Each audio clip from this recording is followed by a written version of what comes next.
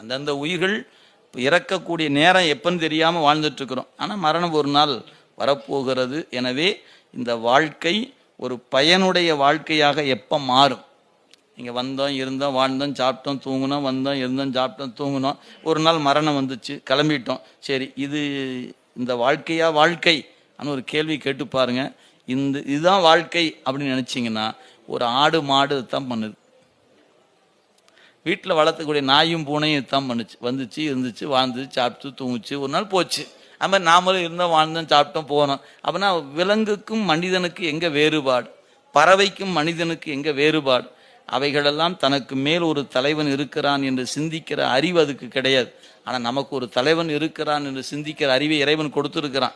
எனவே மனித பிறப்பு ஏன் ஏனைய பிறப்போட உயர்ந்தது என்று சொன்னால், நம்மை அறிகிற வாய்ப்பும், நம்மை அறிந்து கொண்ட பிறகு நமக்கு ஒரு தலைவன்